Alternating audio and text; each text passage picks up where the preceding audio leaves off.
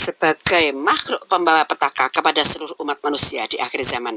Sudah banyak dijelaskan di hadis Rasulullah, tidak diutus seorang nabi, melainkan dia mengingatkan kaumnya tentang si buta sebelah, sang pendusta. Ketahuilah, Dajjal itu buta sebelah, dan Tuhan kalian tidak buta sebelah.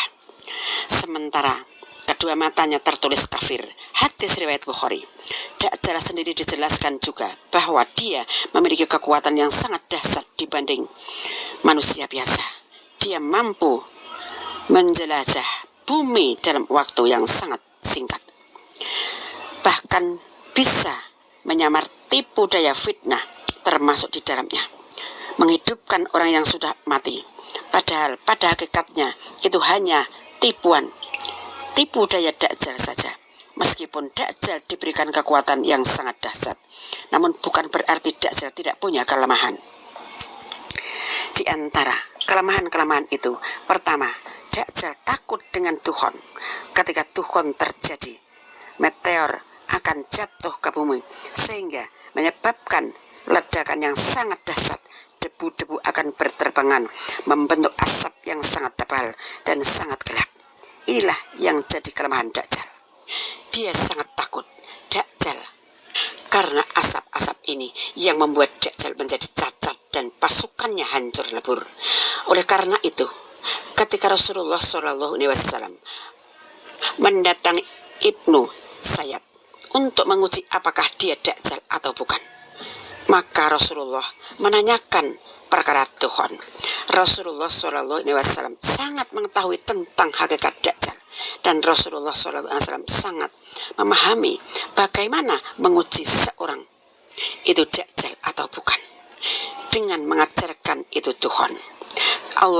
Allah Subhanahu wa Ta'ala berfirman, maka tunggulah hari ketika langit membawa kabut yang nyata yang meliputi manusia. Inilah azab yang pedih. Quran surah yang keempat ayat 10-12 yang sudah saya bacakan di atas tadi. Kedua, Dajjal tidak sanggup membunuh orang mukmin yang taat dan pemberani untuk kedua kalinya. Ketika kemunculannya, Dajjal akan melakukan segala bentuk kejahatan. Salah satunya adalah dengan cara membunuh kaum muslimin yang tidak mempercayai bahwa dirinya adalah Tuhan. Namun setelah membunuh orang tersebut, Dajjal kemudian menghidupkan kembali dari Abu Syahri Al-Qudri. Rasulullah SAW bersabda, pada waktu keluarnya Dajjal ada seorang dari kaum mukmin yang dengan beraninya pergi menemui Dajjal. Lalu ia disambut oleh pengawal Dajjal dan ditanyakan, hendak kemana engkau? Ia menjawab, saya ingin menemui orang yang baru saja keluar, yaitu Dajjal. Lalu mereka bertanya, apakah kamu belum percaya bahwa Tuhan kami? Orang mukmin itu menjawab, Tuhan kami tidak sama. Dan berkata pengawal Dajjal, tapi sebagian pengawal Dajjal mereka mengatakan, jangan bilang Tuhan kami melarang membunuh seorang melainkan dengan perintahnya. Maka dibawalah mukmin tersebut menghadap kepada Dajjal. Maka ketika orang mukmin itu melihat Dajjal, ia pun berkata, hai sekalian manusia ini, inilah Dajjal yang telah disambut oleh Rasulullah SAW, yang telah disebut, aku ulangi, inilah Dajjal yang telah disebut oleh Rasulullah SAW. Maka segera Dajjal menyuruh merebahkan mukmin tersebut dan diperintahkan mengupas kulitnya dan dipukuli punggung dan perutnya. Lalu Dajjal bertanya, apakah engkau tetap tidak percaya kepada kami? Mukmin itu menjawab, engkaulah Dajjal, si pendusta. Maka Dajjal memerintahkan mukmin itu digeraji badannya dari kepala hingga sampai kakinya menjadi dua bagian. Lalu Dajjal berjalan di tengah kedua badannya. Dajjal pun berkata, bangunlah. Maka bangunlah orang mukmin tersebut seperti sedia kala. Lalu Dajjal kembali bertanya, apa kamu belum percaya kepadaku? Mukmin itu menjawab, tidak berkurang keyakinanku bahwa engkaulah Dajjal. maka bertambah yakin, dan orang mukmin itu berkata, "Hai sekalian manusia, Dajjal tidak dapat berbuat demikian kepada seorang pun." Maka Dajjal berusaha membunuhnya lagi, namun Allah telah meletakkan di antara leher hingga belakang orang mukmin itu seolah-olah tembaga, sehingga tidak dapat disembelihnya. Mereka menyangka ia dilempar ke dalam neraka, padahal dilempar ke dalam surga. Kemudian Nabi SAW bersabda, "Itulah manusia yang paling besar kesaksiannya di sisi Rabbul Alamin." Hadis riwayat Muslim. Ketika Dajjal tidak akan mampu melawan Nabi Isa alaihissalam, kelak di hari kiamat akan terjadi pertempuran besar Nabi Isa melawan Dajjal. Yang ditakdirkan melawan dan membunuhnya saat ini Nabi Isa alaihissalam berada di langit dan akan turun saat hari pertempuran tiba. Di hari itu Nabi Isa alaihissalam akan turun di kota Damaskus, tempatnya turun di sisi Menara Putih sebelah timur ibu kota Suriah. Ketika itu turun, kedua tangan Nabi Isa alaihissalam berada di antara sayap-sayap dua malaikat.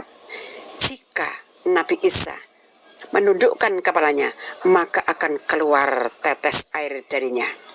Jika beliau mengangkat kepalanya, maka akan mengalir air-air bening layaknya mutiara. Orang-orang kafir yang mencium aroma nafas sang Nabi Isa alaihissalam akan tewas seketika. Turunnya Nabi Isa alaihissalam sangat dinanti-nanti oleh orang yang beriman. Bertahun-tahun bumi dan segala isinya mengalami kerusakan parah akibat Dajjal. Manusia bermata satu itu membawa fitnah yang sangat besar, fitnah yang enggak pernah dialami oleh manusia sebelumnya. Dajjal membawa api dan air, namun manusia memilih api sebagai air dan air sebagai api, dan melintas semua negeri, dan gak ada negeri yang selamat dari fitnah Dajjal. Hanya dua kota yang selamat dari Dajjal, yakni Mekah dan Madinah, karena kedua kota suci tersebut dibentengi oleh para malaikat. Dajjal melintas setiap ujung negeri semua. Dia bergerak sangat cepat layaknya hembusan angin. Manusia yang mengikuti Dajjal akan aman, karena Dajjal menyuruh bumi mengeluarkan tanaman dan menyuburkan langit untuk menurunkan hujan. Gak ada yang bisa dilakukan langit dan bumi kecuali mengikutinya. Sementara manusia beriman, dia menolak menjadi pengikutnya Dajjal, akan berakhir sengsara. Dajjal akan membuat negeri mereka kering hingga mereka gak memiliki harta sedikit pun. Mereka sekarat karena kelaparan dan kehausan. Fitnah itu dialami penduduk bumi selama 40 hari 40 malam. Namun terdapat hitungan hari yang berbeda dari biasanya. Satu hari seperti satu tahun yang pertama, hari yang kedua sehari seperti satu bulan, hari yang ketiga lama seperti sepekan, dan hari-hari yang lain berjalan seperti biasa. Selama 24 jam, nggak ada satu hari pun yang dilewati kaum beriman kecuali kesengsaraan. Karena itulah turunnya Nabi Isa alaihissalam menjadi momen yang ditunggu-tunggu oleh orang beriman. Beliaulah sang juru selamat yang sangat diharapkan kehadirannya. Telah tercatat dalam takdir bahwasanya gak ada yang mampu mengalahkan Dajjal kecuali Nabi Isa alaihissalam. Ketika turun ke bumi, Nabi Isa berkumpul dengan orang beriman dan Imam Mahdi, putra Maryam ini. Nabi Isa mulai pengajarannya. Dajjal kabur melarikan diri karena tahu ajalnya telah ada di depan mata. Nabi Isa pun berhasil menangkap Dajjal di kawasan Bablum, yaitu di Palestina. beliau pun segera membunuh Dajjal, si penyebar fitnah dan perusak itu.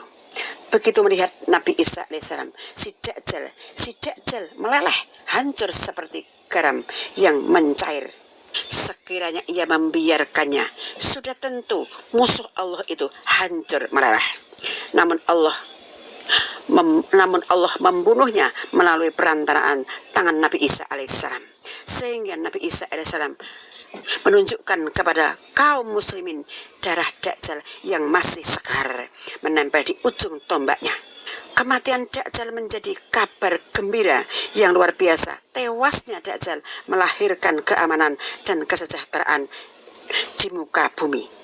Manusia kembali hidup damai dan tentram, bahkan sepanjang sejarah manusia. Saat itulah masa paling sejahtera di muka bumi.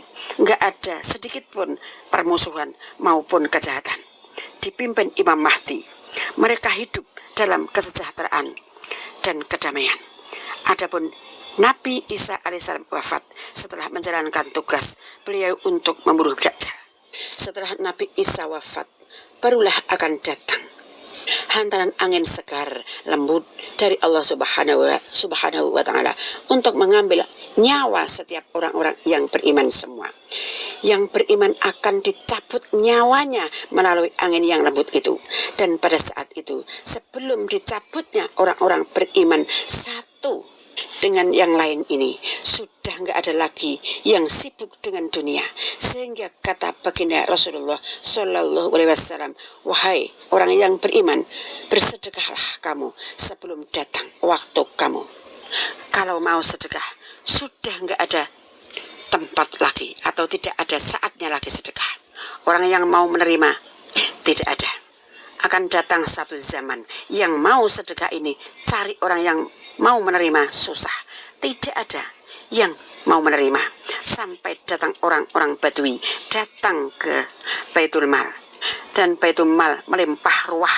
Nggak ada orang yang mau menerima karena mereka semua kaya. Sudah tidak ada lagi orang yang rakus kepada manusia, kepada dunia. Maka kalau mau bersedekah, sekarang masih ada tempat dan masih ada saat untuk bersedekah. Sebentar lagi sudah semua orang kaya setelah Dajjal dihancurkan oleh Nabi Isa alaihissalam. Wahai kaum muslimin dan muslimat, sedekahlah sebelum terlambat. Beribadahlah sebelum terlambat. Sholatlah 5 waktu sebelum terlambat. Dan disertai sholat rawatibnya, sholat tahajudnya, duhanya, dan jangan lupa sholat witirnya. Dan Quran akan diambil Allah Subhanahu wa Ta'ala, dan tidak ada lagi orang yang mengucapkan Allah Subhanahu wa Ta'ala. Dan datanglah hari kiamat. Ad-Dukhan surat 44 ayat 6-12. Rahmatan mir rabbika innahu huwa sami'ul alim. Rabbis samawati wal ardi wa ma bainahuma in kuntum muqinin. La ilaha illa huwa yuhyi wa yumitu wa